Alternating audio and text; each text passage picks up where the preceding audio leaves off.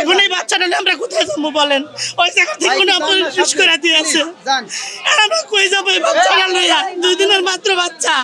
আমার হাত কাটা গেছে, আমি আইছি, আরেকজনের পা কাটা যাইব, হে আইব, আরেকজনের ইমার্জেন্সি মইরা যাইব, হে আইব। যদি এসব জিনিস যদি না পায় তো আমরা বাংলাদেশে তাইকে লাভ কি? কিন্তু আমাদের এই দরজাতে ওই দরজা, এই রুমেতে ওই রুমে, এই বিল্ডিং এতে ওই বিল্ডিং দৌড়াইতেই আছি, কিন্তু ফল পাচ্ছে আসছি না।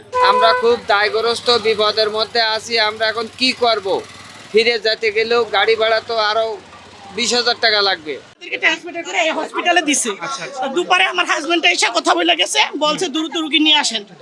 কথা বলছে যে দ্রুত নিয়ে আসেন রুগী, তাই এই জায়গায় হয়ে যাবে। এখন এই জায়গায় এমার্জেন্সি টিকিট ছাড়া আমাদেরকে ভর্তিটা দিচ্ছে না।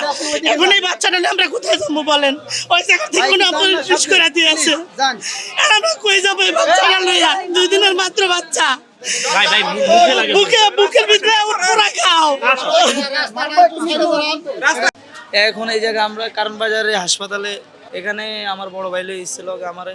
এখন আমি অন্য চেষ্টা করুম যেন এই জায়গায় চিকিৎসা বন্ধ। এখন কি করা, সরকারে যদি এগুলা না দেখে তো কেমন হইব? আমার হাত কাটা গেছে, আমি আইছি, আরেকজনের পা কাটা যাইব, হে আইব, আরেকজনের ইমার্জেন্সি মইরা যাইব, হে আইব। যদি এসব জিনিস যদি না পায় তো আমরা বাংলাদেশে তাইকে লাভ কি? আমাকে তো কোনো লাভ নয়। আমার হাত কাটা দেন, আমার হাতটা লুটতেছে, একজনে মনে করেন তো ইচ্ছা করে আমার হাতে পোষ দিয়ে দিছে। এটি কোনো কথা, এটি কোনো আইন? রুগী করছি, ভর্তি করছি, কিন্তু এখন তার অবস্থা খুবই খারাপ। ডাক্তার বলছে ইমার্জেন্সি আইসিইউতে নিয়ে যেতে।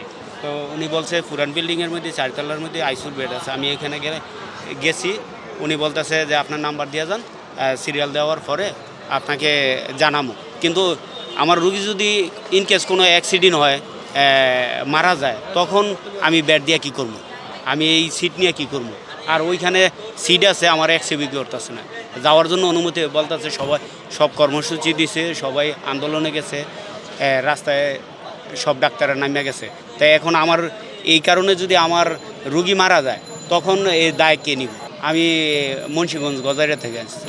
ওনার সমস্যা ব্রেন স্ট্রোক করছে, এবং পাশাপাশি তাকে কিডনি ড্যামেজ, অনেক সমস্যা। তখন তো তারা করবো না, তারা তো সর্বোচ্চটাই চেষ্টা করবো যে সুস্থতার জন্য। কিন্তু আমাদের এই দরজাতে ওই দরজা, এই রুমেতে ওই রুমে, এই বিল্ডিং এতে ওই বিল্ডিং দৌড়াইতেই আছি, কিন্তু ফল পাচ্ছে আসছি না। তারা বলতেছে যে এইখানে ডাক্তার নাই, এখানে অমুক নাই। সাধারণ একটা সিকিউরিটি গার্ডে আমাদের ঘুরাইতেছে ঘন্টার পর ঘন্টা। তাদের কাছে মনে হইতেছে না যে আমরা কোনো মানুষ নাকি। আমরা সাতক্ষীরা থেকে রওনা দিয়েছি 11টার সময়।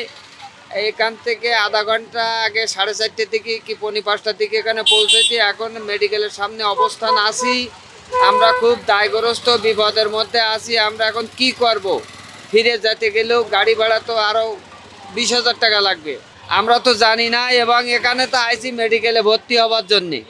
এখন তো গেটে ধরেন আর্মি আছে, কোনো কার্যক্রম নেই। আমরা এখন কি করব? কোথায় উঠবো? না আমরা জানতাম না। এখন কোথায় যাব কোনো আচ্ছাড়া নেই। এখন কি করব, কি হবে, তাই এখন কোন আচ্ছাড়া যাব? রোগীর সমস্যা মেরুদণ্ডের হাড় মানে ক্ষয়ে গেছে, কারণ উনি উঠতে পারে না, বসতে পারে না, চলতে পারে না। সাতক্ষীরা থেকে ইপার করছিল। আমরা বাসায় কিছুদিন ছিলাম, তারপরে বাসায় থাকার পরে আমরা আবার নিজ ঢাকা মেডিকেলে আজকে ভর্তি হবো। তাই